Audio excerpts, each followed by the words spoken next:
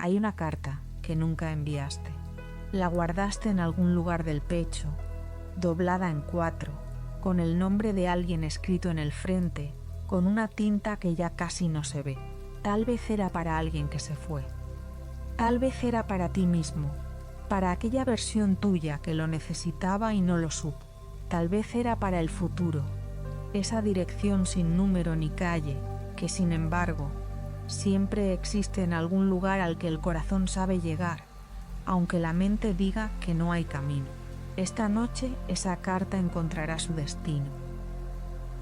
Y antes de que el sueño te reclame del todo, porque va a reclamarte, y pronto, con esa dulce insistencia con la que llega siempre lo inevitable, haz una sola cosa. Suscríbete al canal y activa la campanita. Hazlo ahora, mientras todavía puedes mover los dedos, porque en unos minutos no habrá quien te despierte ni quien te lo recuerde. Las historias que vienen son demasiado buenas para perdérselas dormido, y tú mereces encontrarlas cuando las necesites. Soy María, de Dormitus, el lugar donde cada noche una historia te espera para ayudarte a soltar. Antes de que comience el viaje, haz una pausa. Lleva el aire despacio hacia el centro del pecho, no a los pulmones, sino más adentro, al lugar donde guardas las cosas importantes, y suéltalo igual de despacio, como si dejaras caer algo muy pesado sobre una superficie muy suave. Solo una vez. Eso es suficiente para cruzar el umbral. Había en la ciudad un hombre al que muy poca gente notaba, aunque todos, de algún modo, lo habían visto alguna vez sin saber que lo habían visto. Se llamaba Elías y llevaba siempre el mismo abrigo largo, de un color que a ciertas horas parecía gris marengo y a otras, según la luz de la tarde, adquiría un tono que no tenía nombre exacto. Algo entre el azul del cielo antes del amanecer y el marrón de la tierra húmeda después de la lluvia, ese color sin nombre que solo existe en los momentos de transición, en los umbrales, en los instantes que están entre una cosa y la siguiente.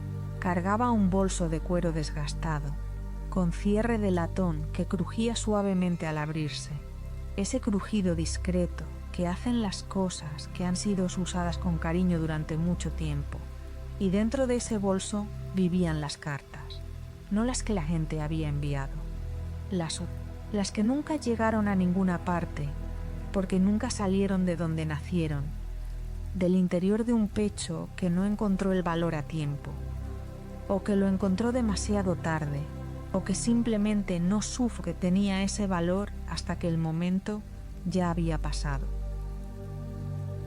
Nadie sabía bien cómo Elías conseguía esas cartas. Él tampoco lo explicaba con demasiadas palabras, porque hay cosas que no necesitan explicar para ser ciertas. Igual que no se le pregunta al río cómo sabe hacia dónde fluir, o a la luna cómo sabe cuándo menguar.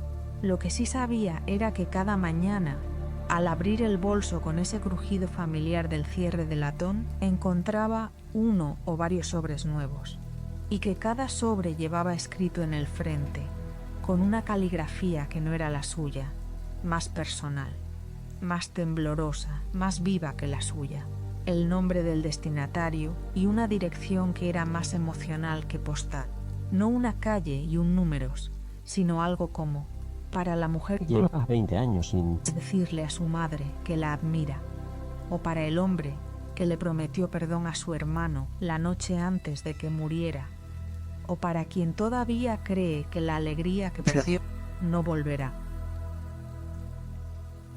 Era un trabajo sin horario y sin salario, aunque Elías nunca lo llamaba trabajo. Lo llamaba en los raros momentos en que alguien le preguntaba, y eran raros porque la gente rara vez presta atención a los mensajeros hasta que recibe el mensaje que estaba esperando. Terminar lo que el corazón empezó y el miedo interrumpió.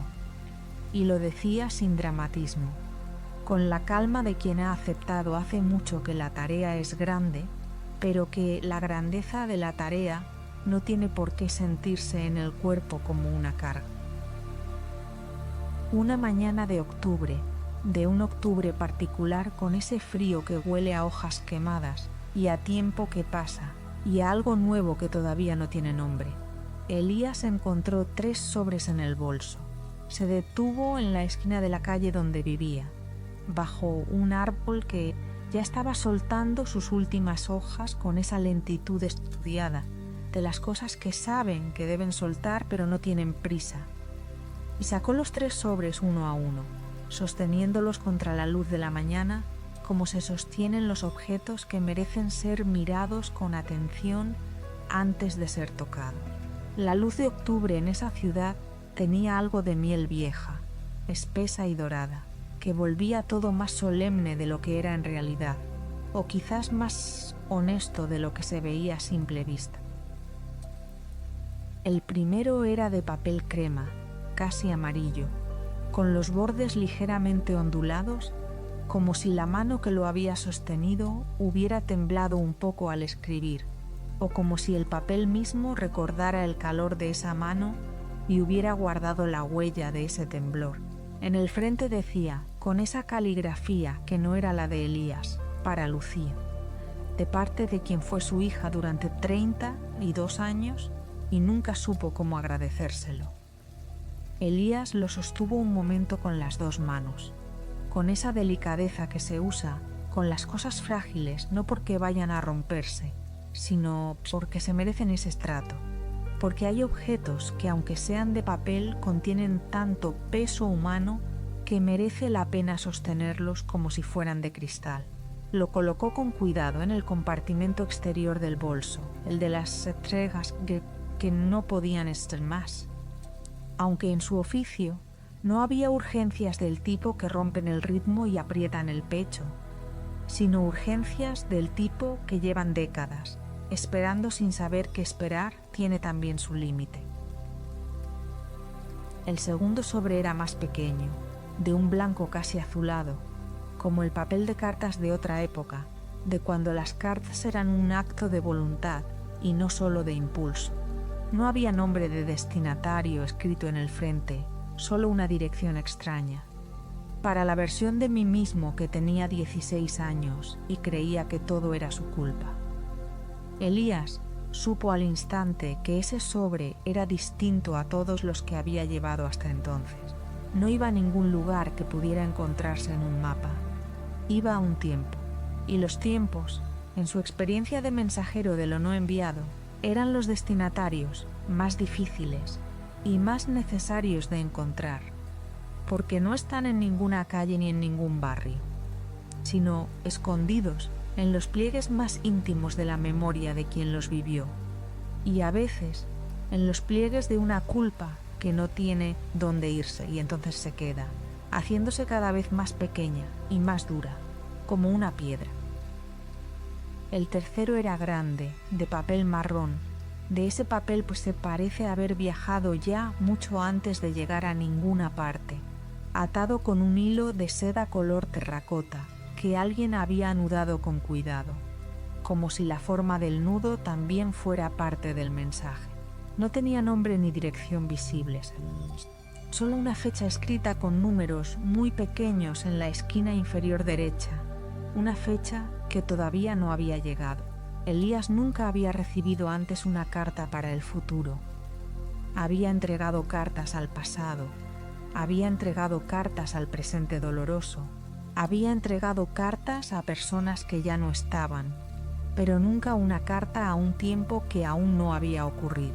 La sostuvo más tiempo que las otras 2, sintiendo bajo las yemas de los dedos la textura rugosa del papel marrón, esa aspereza suave que tienen las cosas hechas para durar, y luego la guardó en el compartimento interior, el más profundo del bolso, el que estaba justo contra su costado izquierdo, el más cercano al corazón, porque si había una carta que necesitaba viajar cerca del corazón, era esa. La primera entrega lo llevó por calles que conocía y por otras que descubrió esa mañana, como si la ciudad se reorganizara ligeramente para facilitarle el camino, lo cual, pensó Elías, no era tan imposible como parecía si uno creía, y él creía que los lugares también participan en el acto de que las cosas lleguen a donde deben llegar. El barrio residencial al que llegó estaba formado por casas bajas, con jardines pequeños y verjas de hierro que ya no se cerraban del todo. De esas verjas que alguien dejó de cerrar hace años y nadie ha vuelto a cerrar desde entonces, no por descuido, sino por costumbre, que es a veces lo mismo. Los árboles de la calle habían soltado la mayoría de sus hojas, y las que quedaban en las ramas se movían con ese balanceo suave que tienen las cosas que ya están listas para irse, pero todavía disfrutan del instante anterior. Elías encontró la casa que buscaba, la tercera de la acera de la izquierda, con una maceta de geranios que seguían rojos con una terquedad admirable a pesar del frío, y llamó al timbre con esa presión justa que no interrumpe sino que anuncia. La mujer que abrió la puerta se llamaba Nora, aunque el sobre no llevaba ese nombre. Llevaba el nombre de su madre, Lucía, que había muerto hacía 3 inviernos en una habitación de hospital que olía a plástico y a flores artificiales de las que ponen porque alguien cree que las flores ayudan y no sabe que las flores de plástico hacen lo contrario. Nora era alta, de pelo gris recogido con una pinza sencilla, de esas que no son bonitas, pero cumplen su función sin quejarse, y tenía los ojos de quien lleva mucho tiempo mirando hacia adentro sin encontrar lo que busca, o encontrándolo pero sin saber cómo nombrarlo. Cuando vio el sobre en las manos de Elías, con el nombre de su madre escrito en el frente, con esa caligrafía que no era la de nadie conocido, no preguntó quién era él ni cómo lo había conseguido. Algunas personas, cuando llega lo que han estado esperando, sin saber que lo esperaban, simplemente lo reciben, con esa apertura que no es ingenuidad, sino una forma muy antigua de reconocimiento. Elías no dijo nada. Extendió el sobre con las 2 manos, con esa pequeña inclinación de cabeza que no es reverencia, pero se le parece, el gesto de quien entrega algo que no le pertenece y lo sabe. Nora lo tomó con los dedos que temblaban apenas, con ese temblor fino que no es miedo, sino emoción contenida durante demasiado tiempo en un espacio demasiado pequeño. Se quedó mirando el nombre escrito en el frente, el nombre de su madre, Lucía, con esas letras que de algún modo parecían conocidas, aunque la caligrafía no fuera de nadie que Nora hubiera visto escribir, y algo en su cara se movió, algo que había estado quieto durante 3 años, como una piedra que de repente ya no necesita estar donde estaba, porque el río ha cambiado de curso, y la piedra puede, por fin, rodar. Elías esperó en el umbral, mientras Nora abría el sobre con cuidado, separando el papel sin rasgarlo, con esa delicadez que se aprende a tratar con las cosas que importan. No leyó la carta por encima de su hombro. No era ese tipo de mensajero, y los mensajes que se leen por encima del hombro de otro pierden algo esencial en el trayecto. Pero escuchó el sonido que hizo Nora al terminar de leer. Ese sonido que no es un llanto exactamente, sino algo más pequeño y más profundo. El sonido que a veces sale cuando algo que dolía deja de doler de golpe. Un sonido parecido al de una ventana que se abre por primera vez en mucho tiempo y deja entrar un aire que no sabes que necesitabas hasta que lo sientes en la cara. Y supo que la carta había llegado bien, no perfecta. Las cartas no enviadas nunca llegan perfectas, porque el tiempo que pasaron sin llegar deja una marca, pero sí bien, completa, honesta. Antes de irse, Nora le preguntó, con la voz todavía un poco rota por los bordes, como la voz que queda después de que algo importante ha pasado: ¿cómo se hacía ella lo que yo necesitaba oír? Elías la miró un momento, con esa mirada que tienen las personas que han visto muchas veces, si ya no se sorprenden de nada, pero tampoco han dejado de emocionarse, y respondió lo único que era cierto. No lo sabía ella, lo sabías tú. La carta siempre escribe quien la necesita recibir. Nora asintió como asiente quien acaba de comprender algo que en realidad ya sabía, pero que necesitaba escuchar dicho en voz alta para creerlo del todo. La segunda entrega no tenía dirección en el mundo de afuera, así que Elías caminó hacia el parque que había al final de la avenida, ese tipo de parque urbano que tiene un banco alejado de los demás, cerca de un árbol viejo con la corteza gris y fisurada, como una piel que ha vivido mucho, donde la gente va cuando necesita estar sola sin estar sola del todo, cuando necesita la compañía del mundo sin tener que hablar con él. Se sentó en ese banco con el bolso sobre las rodillas y el frío de octubre metiéndose suavemente por las solapas del abrigo sin color exacto. Es ese frío que no es agresivo sino recordatorio, que dice: el tiempo pasa, las cosas cambian, es buena idea prestar atención. Sacó el sobre blanco azulado y lo sostuvo frente a él con las dos manos, leyendo una vez más la dirección, para la versión de mí mismo que tenía 16 años y creía que todo era su culpa, y cerró los ojos. Hay cartas que no se entregan yendo a un lugar, sino yendo hacia adentro, hacia esa geografía interior que no tiene mapas, pero sin embargo, una topografía muy precisa para quien aprende a reconocerla. Sus valles de tristeza vieja, sus montañas de orgullo, sus ríos de culpa que a veces se desbordan y anegan todo lo demás.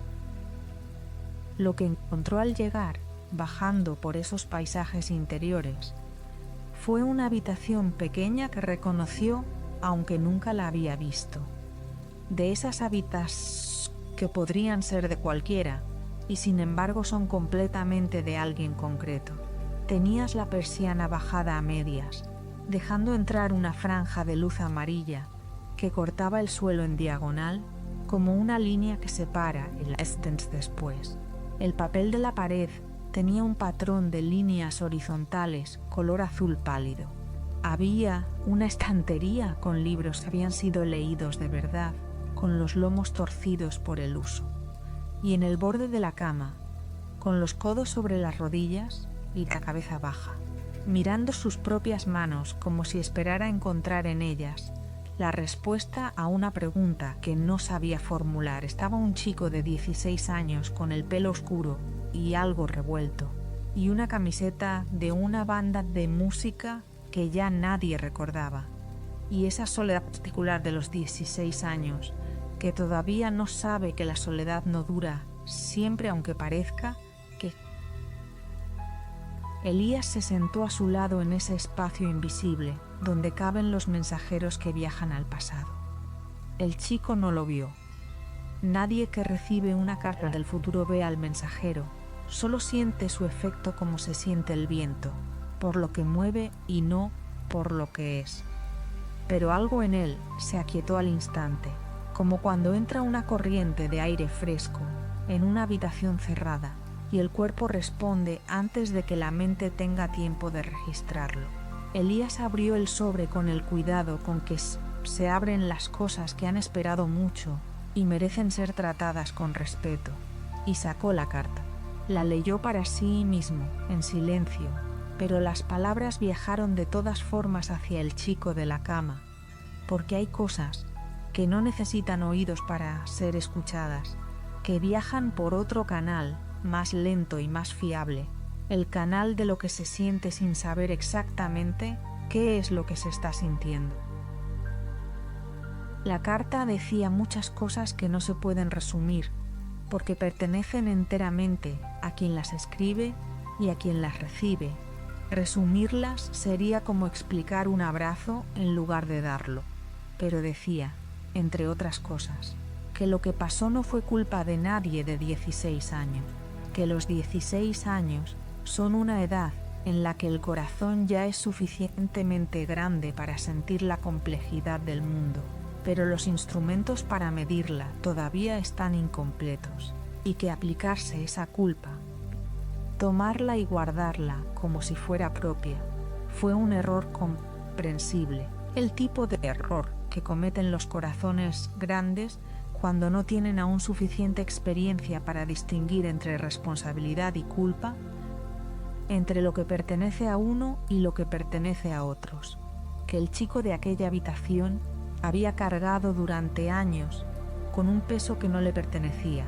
Cree que cargarlo era lo correcto, sin saber que a veces la cosa más valiente que se puede hacer es soltar, y que ya era hora, no de olvidar, porque el olvido no es la paz, sino de otra cosa más parecida a la comprensión, de dejar ese peso en el suelo, no porque el pasado fuera diferente de lo que fue, sino porque él, el chico de 16 años que se había convertido en alguien mayor, ya era diferente de lo que había, y los diferentes que uno se convierte tienen el derecho y la posibilidad de mirar el pasado con otros ojos.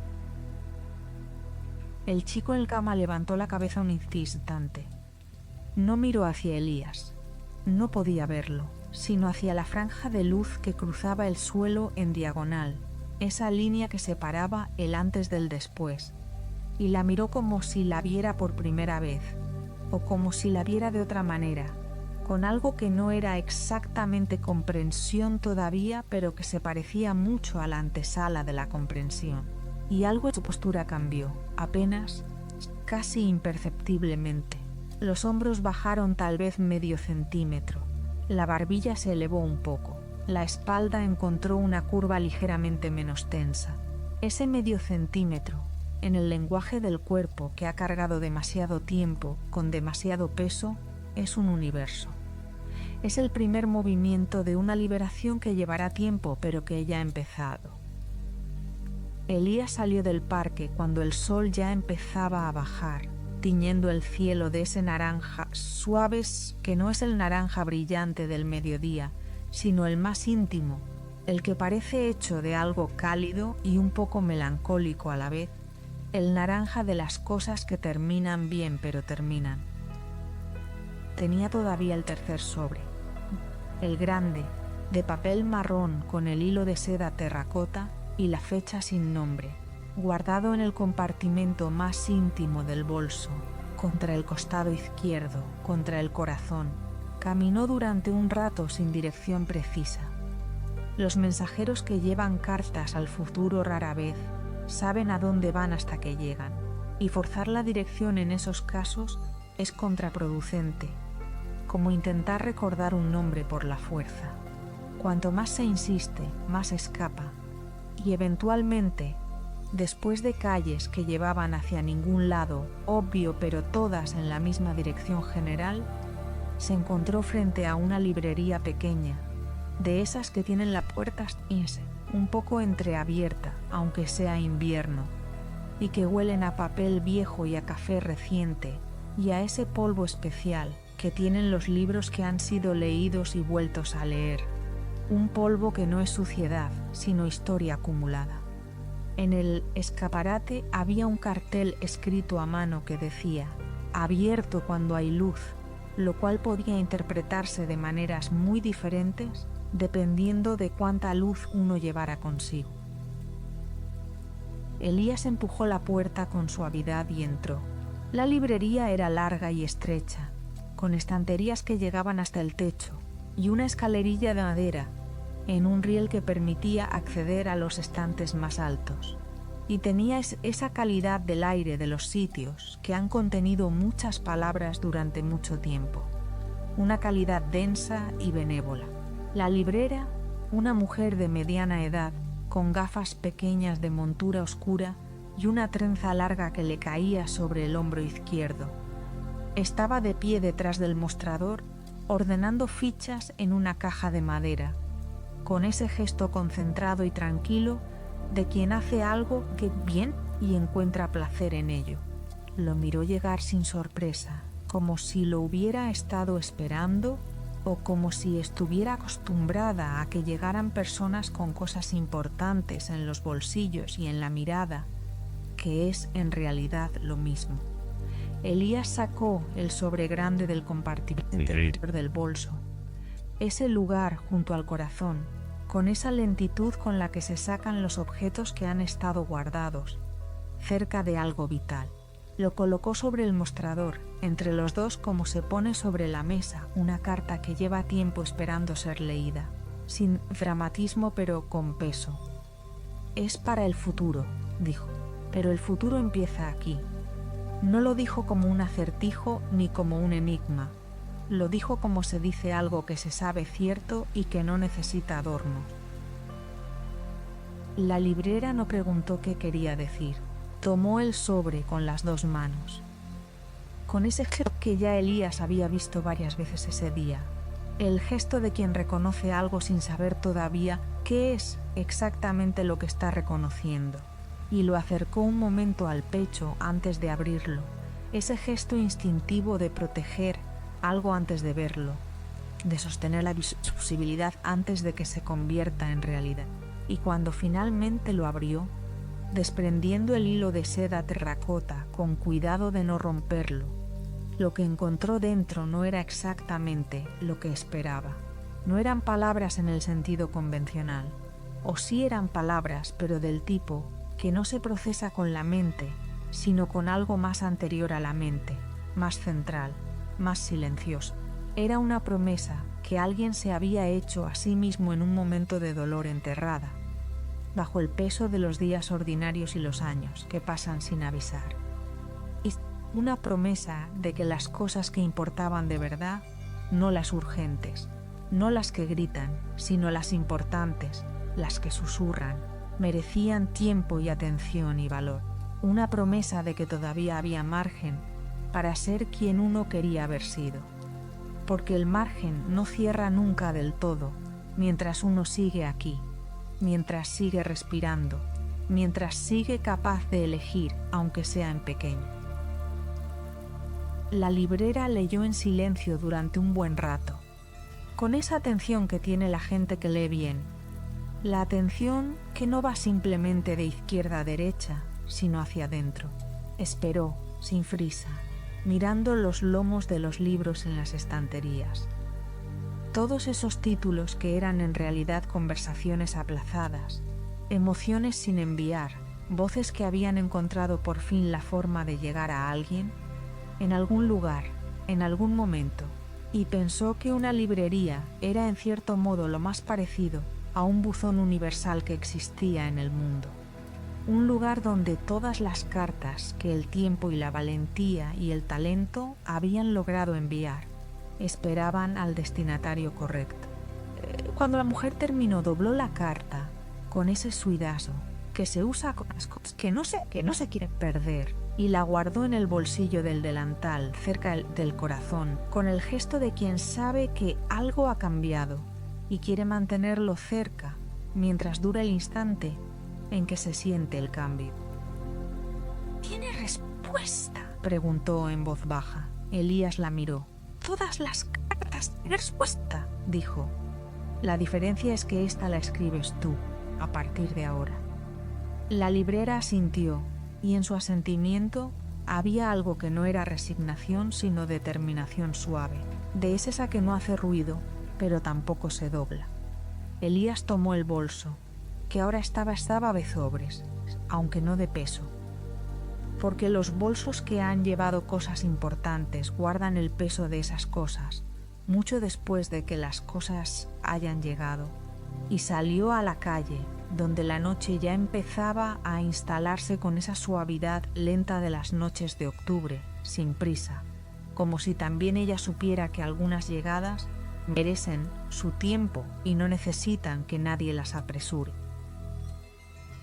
Y mientras Elías caminaba de vuelta por calles que ya solo él y las farolas conocían a esa hora, con el abrigo del color sin nombre y el bolso vacío de sobres, pero lleno de todo lo demás, algo en el bolso crujió suavemente. Él no miró, sabía lo que era. Mañana habría más cartas, siempre las había, porque el mundo está lleno de cosas que la gente entió y no supo decir. De amor que se quedó sin dirección y sin destino, de gratitud que esperó el momento perfecto, y el momento perfecto nunca llegó, porque los momentos perfectos no llegan, hay que construirlos. Y para construirlos hace falta soltar el miedo de que no sean suficientemente perfectos, de perdón que llegó tarde, o que nunca partió, o que partió y se perdió en el camino porque nadie le había dicho bien la dirección, y alguien tenía que llevarlas, no porque el mundo fuera a detenerse, si no llegaban.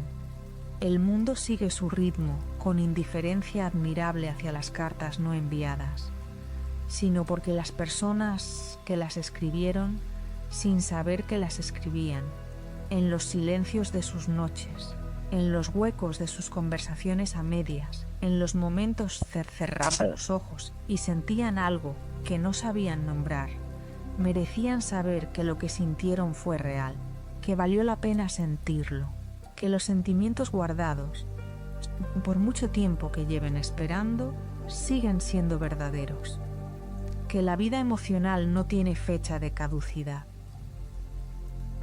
Elías dobló la última esquina y desapareció en la noche con esa discreción de quien sabe que el protagonista de la historia nunca fue él sino las cartas, y que las cartas nunca fueron el protagonista, sino las personas que las necesitaban, y que las personas que las necesitaban eran ya, en el momento en que las recibían, un poco más libres de lo que habían sido antes, con esa libertad pequeña y enorme, al mismo tiempo que se siente cuando algo que había estado cerrado durante mucho tiempo se abre, aunque apenas, aunque sea solo lo suficiente para que entre un poco de luz. Y tú, que has llegado hasta aquí, tú, sabas también tus propios sobres sin enviar, guardados en algún lugar del pecho, donde el miedo los ha tenido demasiado tiempo en cuarentena, con los nombres escritos en una tinta que ya casi no se ve, sigue ahí, que siempre ha estado ahí. Puedes sentir ahora, si prestas atención, cómo esas cartas pesan un poco menos esta noche, no porque hayan desaparecido, no porque el tiempo haya resuelto lo que quedó sin resolver, sino porque les has dado un momento de atención, un instante de reconocimiento, ese acto pequeño y poderoso de decir: estas cartas existen, estos sentimientos son reales, estas palabras no dichas merecían ser dichas. Y eso es ya el primer gesto del mensajero, ver que existen, saber que merecían ser escritas, confiar en que, de algún modo que no siempre entendemos del todo, pero que se siente en el cuerpo como una pequeña apertura. Los sentimientos que alguna vez tuvieron nombre y no tuvieron destino, encuentran su camino, tarde o temprano, de la forma que pueden. Deja que el cuerpo se hunda un poco más en la superficie donde descansas esta noche.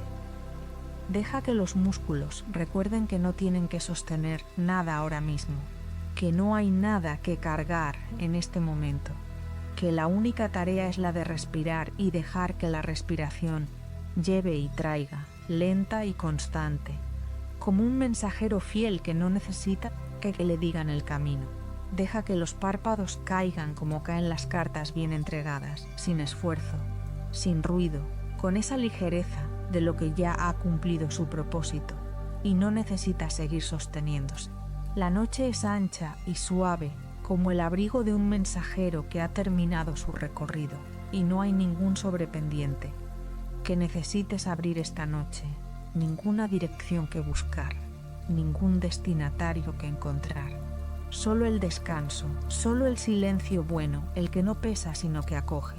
Solo el ritmo lento de tu respiración, llevando y trayendo, como siempre lo ha hecho, con esa fidelidad tranquila de las cosas que no necesitan que se lo pidamos para seguir haciendo lo que saben hacer.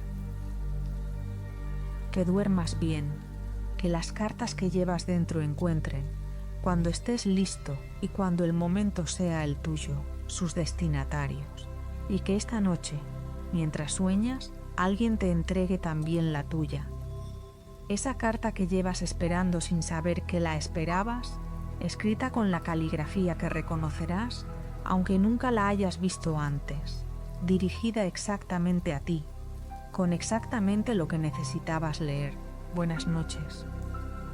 De parte de Dormitus, y de todos los mensajeros que caminan por las ciudades a esa hora en que el mundo está entre despierto y dormido, llevando lo que el corazón empezó y el miedo interrumpió, hacia donde siempre debió llegar. ¿Sigues despierto? Vaya, eres de los valientes. Entonces tienes tiempo justo para darle like a este vídeo, dejar un comentario y compartirlo con alguien que también lleve cartas sin enviar, porque ya sabes que aquí somos muchos los que guardamos cosas importantes en el bolsillo izquierdo. Y si quieres seguir el viaje esta noche, hay otra historia esperándote. Ya sabes dónde encontrarla.